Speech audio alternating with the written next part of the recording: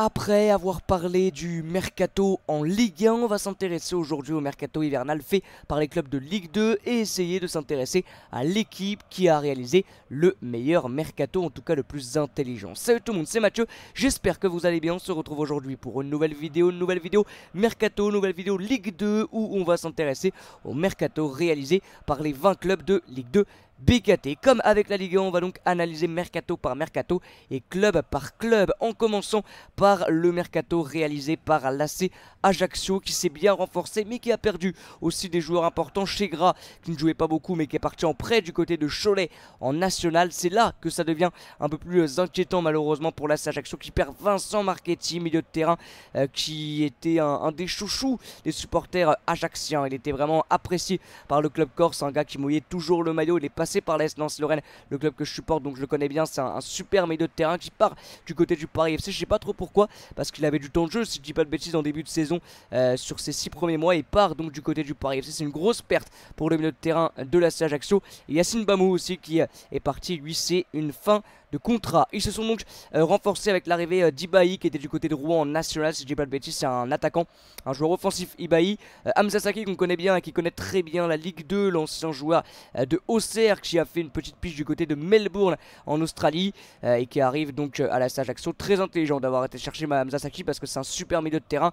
Touré également qui arrive du côté de l'AC Ajaccio qui était en Turquie, et Escartin c'est un prêt, il était du côté de Brest et il arrive donc pour les 6 prochains mois pour une deuxième partie de saison, donc avec un petit peu plus de temps de jeu pour lui. C'est un joueur à vocation défensive, Escartin, qui arrive à l'AC Ajaccio pour aider un petit peu la charnière corse. On passe ensuite à Amiens, le mercato réalisé par les Amiénois avec l'arrivée d'Amraoui. Alors Amraoui c'est un peu bizarre, hein. Je suis supporter de l'AS Nancy-Lorraine, donc Amraoui qui était du côté de Nice, qui a été prêté à l'AS Nancy-Lorraine, et au bout de une semaine, même pas, il est parti du côté d'Amiens en prêt. Donc il n'a pas joué un seul instant avec l'AS Nancy-Lorraine. Alors on sait pas trop pourquoi, et pareil que c'est parce qu'il n'avait pas apprécié le fait de ne pas avoir été retenu dans le groupe pour le match contre Cholet. Après voilà, on sait pas si c'est vraiment le cas. En tout cas c'est un petit peu bizarre, hein. Il est resté une semaine et il est parti en prêt dans un autre club du côté de Amiens. Donc Amraoui, un joueur à vocation défensive, c'est un latéral gauche qui peut aussi jouer au milieu de terrain. Mounir Chouillard, bien sûr on connaît très bien, c'est un prêt. Mounir Chouillard c'est un super joueur qui a malheureusement pas eu trop de chance à cause de blessures, mais c'est un très bon joueur. Jawab aussi à vocation offensive, un jeune joueur qui a pas trop eu sa chance du côté de Rennes, qui arrive à Amiens. Lannes, un retour de prêt. Pareil pour Gomez, et ils ont perdu Touo qui est parti en prêt du côté du Mans en national, joueur qui ne jouait pas beaucoup, voire pas du tout en début de saison. On passe désormais à Annecy, qui a été chercher de Moncy du Paris FC. C'est vraiment pas mal parce que de Moncy c'est vraiment un bon petit joueur. Capit Joko aussi, Capit Joko qui était du côté de Versailles en national, puis du côté de Bastia en Ligue 2. Superbe attaquant avec énormément d'expérience pour une deuxième partie de saison et pour aider Annecy au maintien, c'est très intéressant. Camara aussi, un milieu de terrain plutôt pas mal, qui jouait pas du tout avec la Géocère, qui arrive en prêt pour avoir un petit peu de temps de jeu. Et Beyer, que je connais pas, qui était du côté du Everland Sport en Suisse. Ils ont perdu Chamal, ils ont perdu Steve Chamal, ça c'est un peu contraignant peut-être pour Annecy, je sais pas s'il jouait beaucoup, mais c'est un bon joueur en sortie de banc, Steve Chamal, un joueur de déséquilibre qui part en Turquie. Et ils ont perdu en prêt également Ben Guedouj qui part du côté de Châteauroux en national. Également maintenant un club qui joue plutôt la montée hein, que le maintien bien sûr, c'est Angers qui a perdu Baoya qui jouait pas beaucoup depuis le début de saison. C'est dommage hein, parce qu'on sait que Alexandre Dujeu a son équipe type et fait pas trop tourner, et donc Baoya lui ne jouait pas beaucoup. Il est parti du côté de Francfort hein, donc superbe destination pour lui. Et Sabanovic qui lui est parti en prêt à Valenciennes, pareil, défenseur central qui ne jouait pas du tout. Arrivé, et bah il y a Esteban Le Paul qui était le meilleur buteur du SAS Épinal, et plus précisément le meilleur buteur de National dans cette première partie de saison en N1, donc 3ème division française. Esteban Le Paul avec une vingtaine de buts, et il arrive du côté d'Angers, très intelligent. Il a joué contre Bordeaux en deuxième mi-temps, il n'a pas été incroyable, en tout cas on l'a pas trop vu, mais je pense qu'il doit s'acclimater à la Ligue 2, et quand ça sera fait ça va être très intéressant pour Esteban Le Paul. Auxerre qui est deuxième ou leader, non leader parce qu'Angers a perdu contre Bordeaux, donc leader de Ligue 2, et qui s'est également un petit peu renforcé. L'arrivée de Soumaré en prêt, Soumaré qui est un jeune joueur qui jouait pas beaucoup du côté du Havre. C'est un joueur, si je dis pas de bêtises, à vocation offensive, plutôt un ailier. Si je dis pas de bêtises, hein, je crois que c'est ça. Et Diawara que je connais pas du tout, qui était du côté de l'INA Montlhéry en National 2. Je crois, ils ont donc perdu Camara, parti à Annecy. Bastia avec quelques arrivées intéressantes, dont Gaëtan Charbonnier, qui malheureusement depuis sa blessure n'a pas retrouvé sa place de titulaire du côté de la SSE et part du côté de Bastia, très expérimenté. On espère que sa blessure au genou est vraiment derrière lui pour qu'il soit très très bon dans cette deuxième partie de saison avec Bastia pour sauver le club de la descente. Ils ont été chercher Sibi en prêt, il était du côté de Malmö en Suède, Souboul également qui était du côté du Maroc à Casablanca et Meniader qui était du côté du Golf FC en national. Ils ont perdu donc Capil Joko, c'est un petit peu dommage, mais ils l'ont remplacé par Gaëtan Charbonnier, un petit peu le même profil. Ils ont perdu Zachary Boucher, gardien numéro 2 de Bastia, parti en prêt à 3. Ils ont perdu Lega qui retournait en prêt à Lyon parce qu'il jouait pas du côté de Bastia. Ils ont perdu Baye également, parti en Bulgarie au Lokomotiv Plovdiv. Bordeaux qui a fait aucune arrivée, hein, tout simplement. C'est un retour de presse à Piringuel, donc c'est pas une arrivée. Ils ont par contre perdu Badji. Bon, ça c'est pas plus mal parce que de toute façon c'était une catastrophe à Badji, parti en Turquie. Et malheureusement, ils ont perdu Gregersen, parti à Atlanta aux USA, aux États-Unis. C'est dommage, même si ça permet de renflouer un petit peu les caisses bordelaises. C'est quand même dommage de perdre l'un des meilleurs joueurs, sur défensivement t'as Barbé et t'as presque personne d'autre. Marcelin, c'est pas exceptionnel. T'as Malcolm Bokele, pareil, c'est pas incroyable. T'as le jeune joueur Biumla qui est peut-être intéressant, mais c'est assez restreint à ce poste là depuis le départ de Gregersen. Il n'y a pas eu d'arrivée côté bordelais. Caen qui a fait une seule petite arrivée, une intelligente arrivée, celle d'Amin Salama qui est parti du côté de Reims cette année après avoir joué à Angers l'année dernière en Ligue 1. Et il est plutôt pas mal, Amin Salama, réellement. Il n'a pas eu trop sa chance avec Reims à part en sortie de banc sous Will Steele. Il arrive donc du côté de Caen, il va plus jouer et ça va vraiment aider les Canets. Ils ont perdu N-Team qui jouait pas beaucoup, parti en prêt à 3, SND et Johan Cour en fin de contrat. Concarneau désormais avec 2 arrivées. Diawara, c'est pas mal, Diawara, petit joueur du Havre, c'est un jeune petit joueur qui est plutôt pas mal. Et Moussitioko aussi, alors je le connais, c'est une fin de contrat. Mais Moussitioko, je le connais, il me dit quelque chose en tout cas. Moussitioko, on va essayer d'appuyer sur sa fiche. Ouais, il était du côté d'Ajaccio, c'est bien ça. Je le connais. Il me disait quelque chose. Et Diawara, c'est bien un milieu de terrain, pas que je dise de bêtises, c'est bien ça, c'est bien un milieu de terrain. Un jeune joueur, hein, Diawara de 23 ans, pour aider Concarneau à se maintenir. Dunkerque a réalisé un mercato extrêmement quantitatif, vous le voyez, et très intelligent. Réellement, j'aime bien le mercato de Dunkerque avec l'arrivée d'Eymen Morer, un jeune joueur prometteur du côté de Clermont qui n'avait pas beaucoup de temps de jeu en Ligue 1, qui arrive en prêt, qui s'est blessé en Coupe de France. Je sais pas ce que ça a donné, mais je crois que c'est pas très grave. En tout cas, j'espère, vraiment, j'espère. C'est au genou, donc j'espère que c'est pas des croisés. N'hésitez pas, les supporters dunkerquois, à me dire. Lagaé qui arrive en prêt, qui était du côté de Ghent. Je le connais pas, mais c'est un bon petit club en Belgique. François Muguet qui a joué un petit peu en début de saison avec l'OM, qui a fait de bonnes choses. C'est un joueur percutant, un joueur de côté très intéressant et prometteur, qui arrive en prêt du côté de Dunkerque. C'est presque que des prêts, hein, bien sûr, ils n'ont pas assez d'argent pour pouvoir s'offrir des joueurs officiellement. Koné également, un jeune joueur qui est arrivé en prêt également. Koné, c'est un gardien de 21 ans. C'est un gardien de 21 ans, Koné, qui arrive du côté de cette équipe dunkerquoise également en prêt. Gaëtan Courté, lui c'est un achat. Gaëtan Courté, ça n'a pas trop marché du côté de Guingamp pour l'ancien joueur d'Ajaccio. Bas est arrivé, Bessilé, Yacine également de Marina Gignac en national.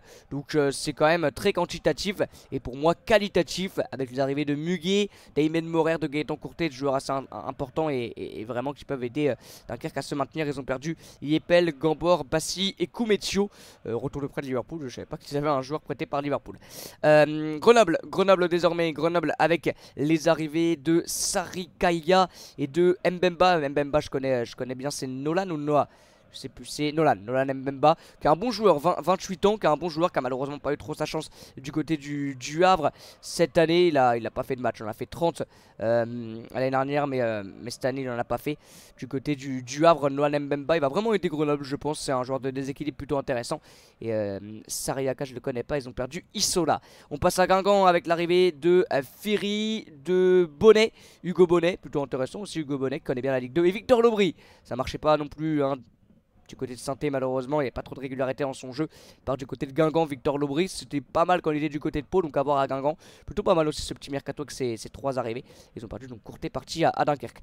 Pagis est arrivé à Laval, joueur très prometteur aussi, jeune joueur qui était du côté de Nîmes, de Lorient pardon. Il était à Nîmes.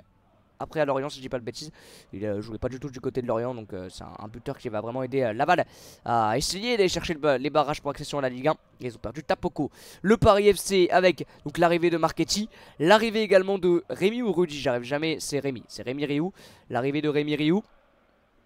Donc ça c'est vraiment, vraiment intelligent. Marketing, ils ont été chercher Dico et Olila, deux joueurs que je connais pas trop.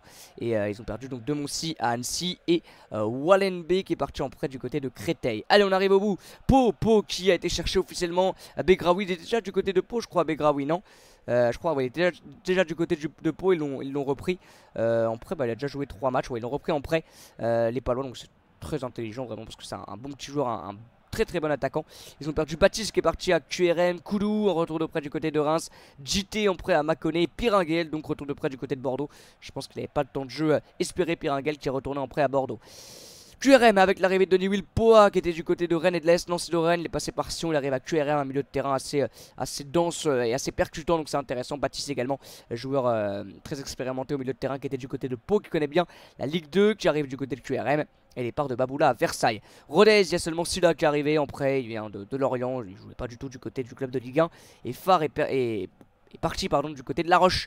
La Roche en prêt. Saint-Etienne avec le retour de prêt d'Yvan Masson. Et surtout les arrivées en prêt de Cardona qui vient d'Augsbourg, l'ancien joueur de Nîmes, Ivan Cardona.